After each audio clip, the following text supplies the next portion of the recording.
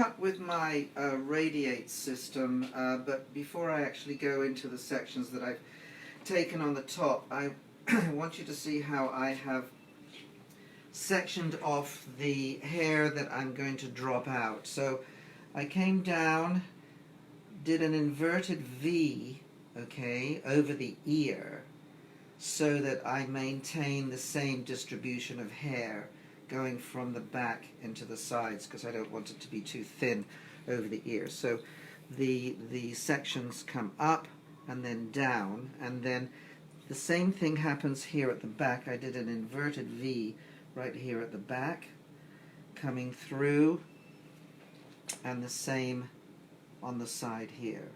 So an inverted V, so that we maintain the same, you know, degree of hair coming through into the front. The fringe, okay, I'm going to actually start off with the fringe. So I'm going to bring these sections down now so that we can see. With the radiate, okay, I put in as many sections as I can, okay, starting off with,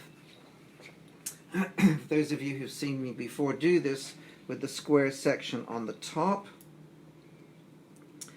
and then that square section is going to be my guideline for the length that I'm going to take all of the other sections to.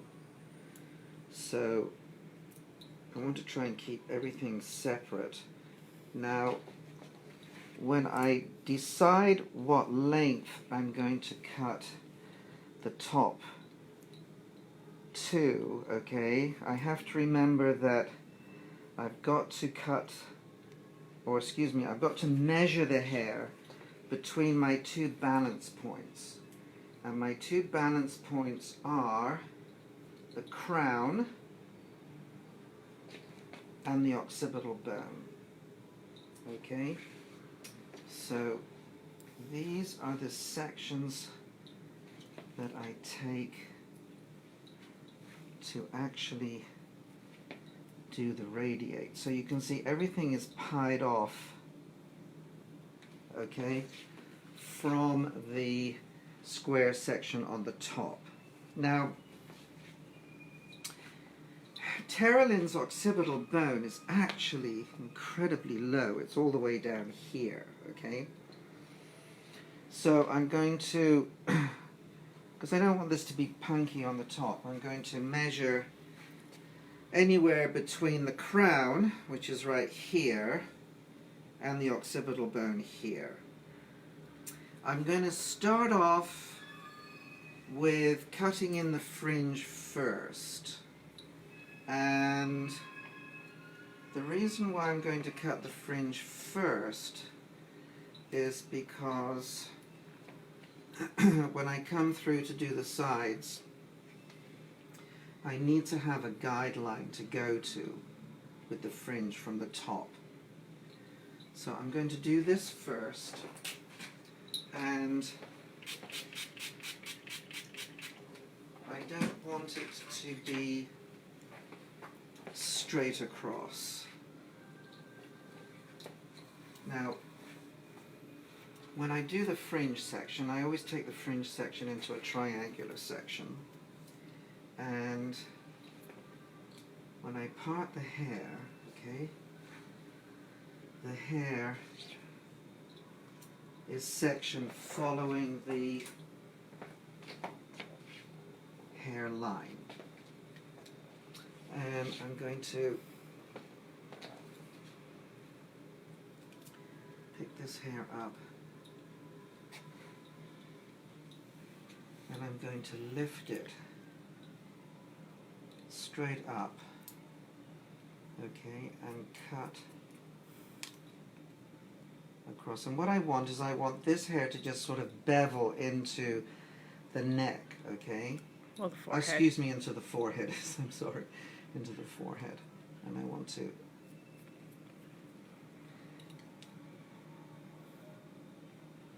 make it fairly short, okay? But not blunt.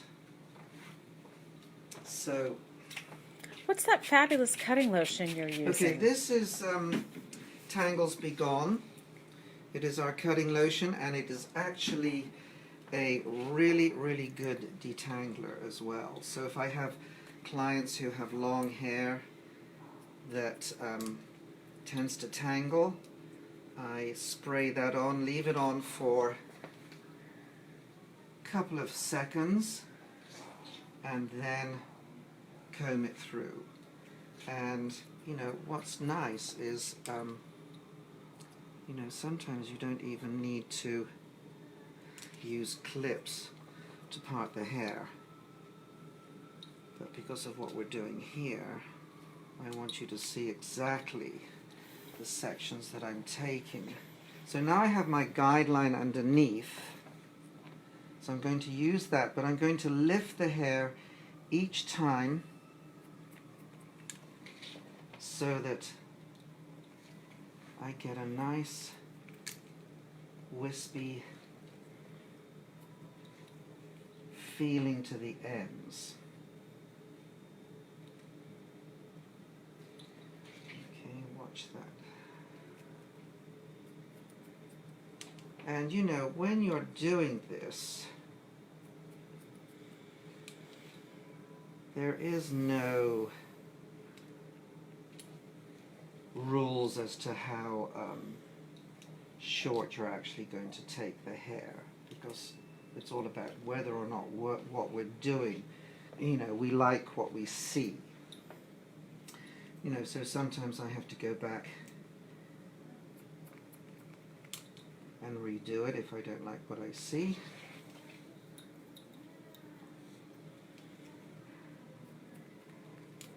But the idea is to keep lifting that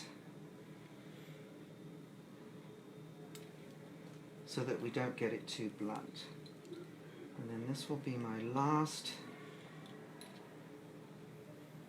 section. And now what I've got here, okay, is I've got a guideline here in the fringe section that I can use now when I'm cutting this to that, because I want the length on the top to blend in with the fringe in the front.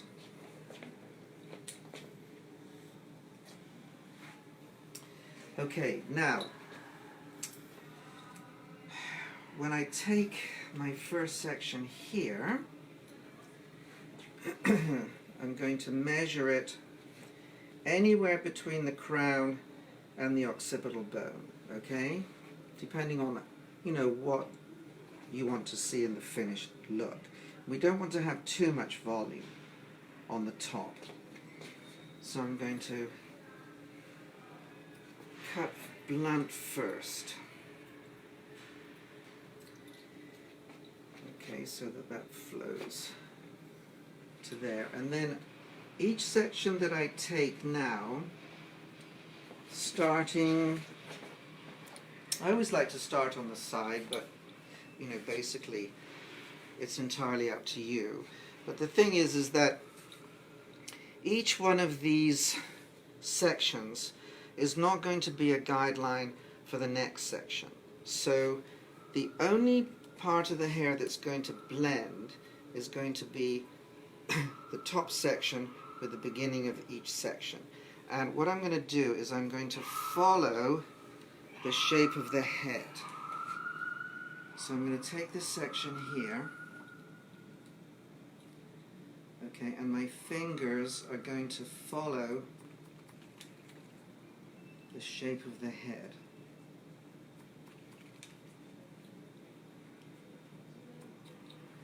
All the way through. So the idea is to get this hair here to flow into the hair that we have sectioned out of the way.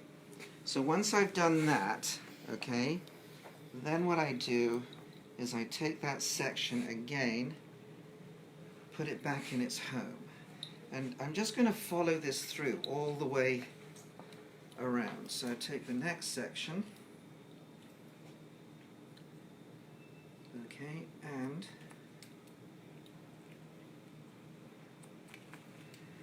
come through so that I am really following the shape of the head. So it's the shape of the head that is going to give me the shape that I want to end up with.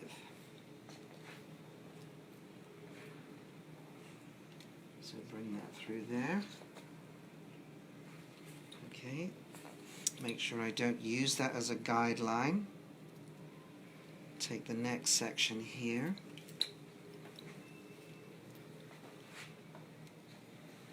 But always using this top section here as my guide to cut from. That is really, really important.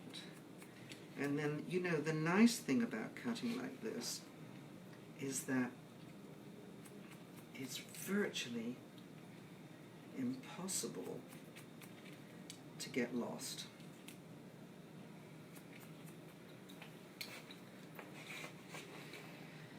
So I take that,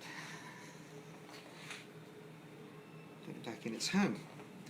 And so really, basically, this is all there is to the actual technique. It's incredibly easy. You know, I think the part that takes the longest is actually putting the sections in before you actually start to cut. But,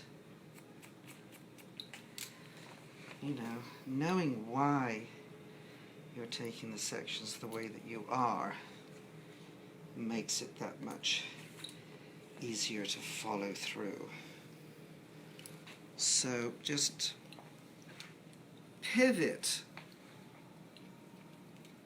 okay, around from the top of the head. So basically you don't even have to change the position. You know, you don't have to change your cutting position at all.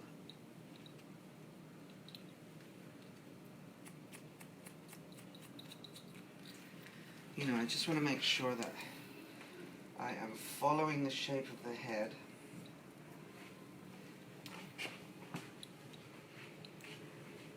And getting rid of all of that bulk.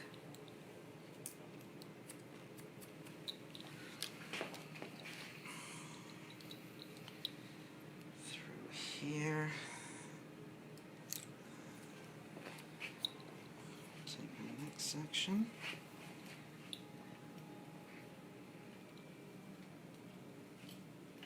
And you know, I think using the crown and the occipital bone as your guidelines to determine the length that you're going to cut the hair makes it much, much easier to convince the client what length you're going to take the hair to, because you don't really have to show her the actual length that you're going to take the hair to. You can just, with the consultation, explain how you would like the finished look to be. And I think, you know, terminology is so important when we are doing the consultation.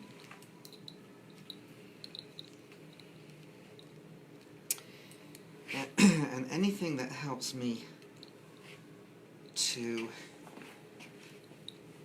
I mean, any words that I can use to help me sell what my finished look is going to be without having to use the word short. Just makes it that much easier for me as a stylist.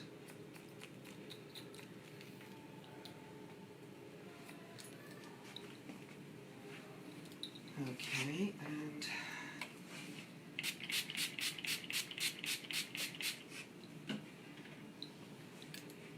okay, so that was my side back section. Now I'm into the ear section. Okay, still using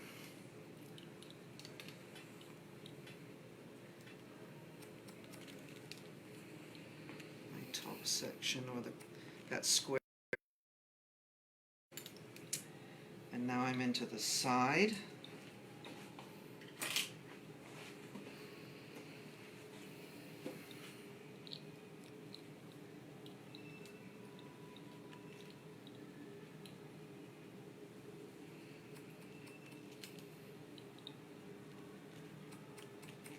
So the nice thing about cutting with a technique is that it takes all of the guesswork out. Like when I cut hair, I really hate to go through the haircut like I've got this stomach ache, hoping that what I'm going to do is going to turn out the way that I would like it to. So for me, everything has to be thought out completely.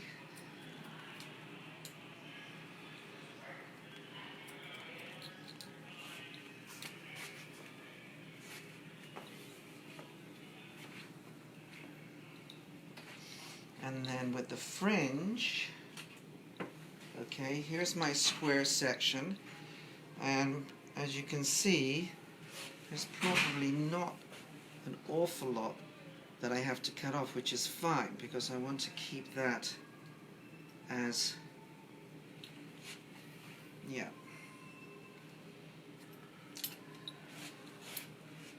thick as I can, coming through like that. Now, once I've done that,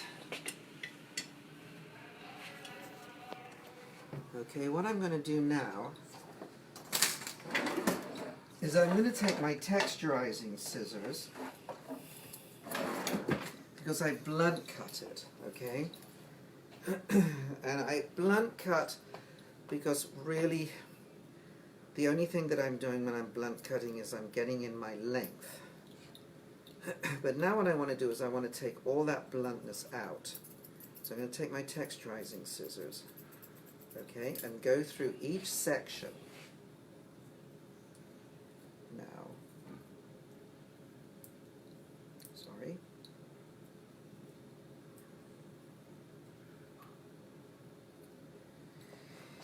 And completely lighten up the ends. And I don't want to do this initially, okay, because I'm not going to know really what to texturize. So I think cutting it blunt first is really, really important, because that's when you get your actual length in. And then texturizing it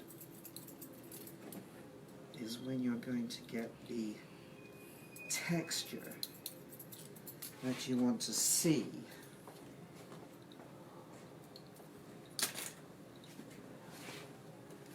After we've cut. Go through every single section that I blunt cut.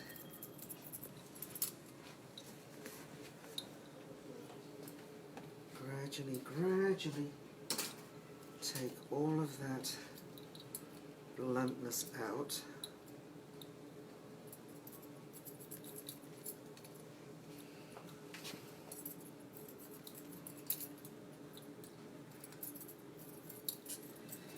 Still maintaining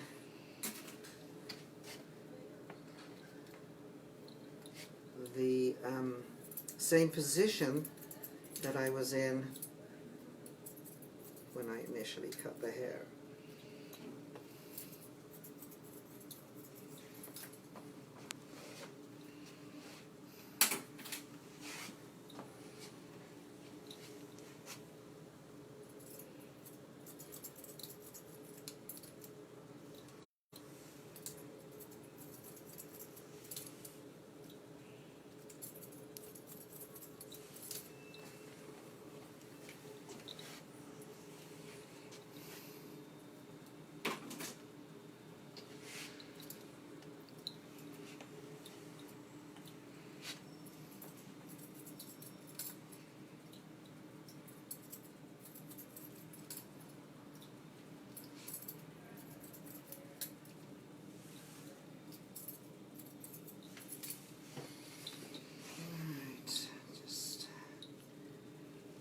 Here, right behind the ear.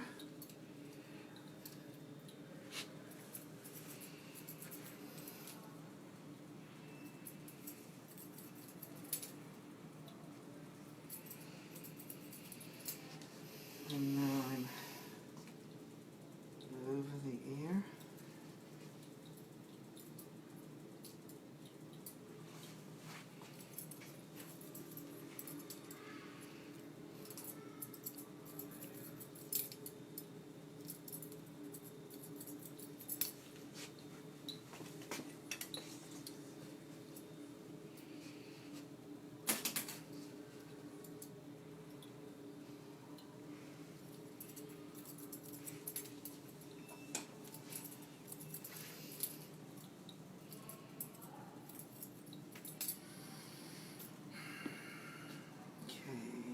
On the top.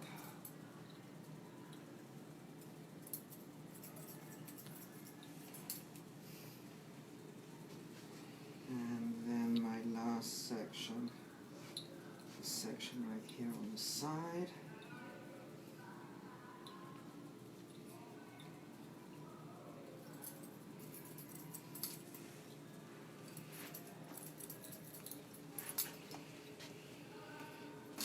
Okay.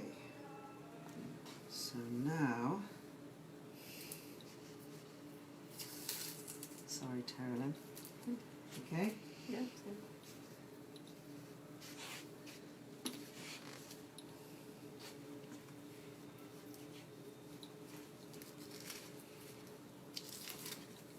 rid of that.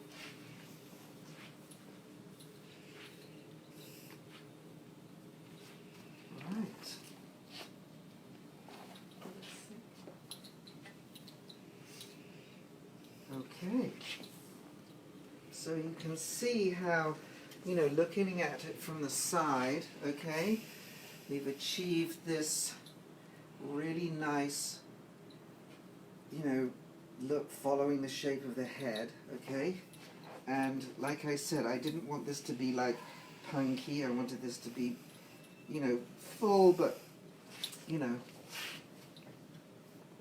flat but coming down so that we flow into the outside shape all the way around. So what I'm going to do now is I'm going to blow dry,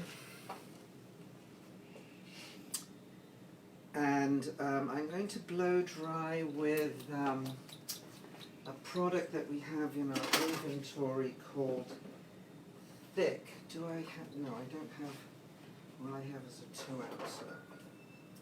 Okay, so this product really texturizes the hair really nicely, and you just need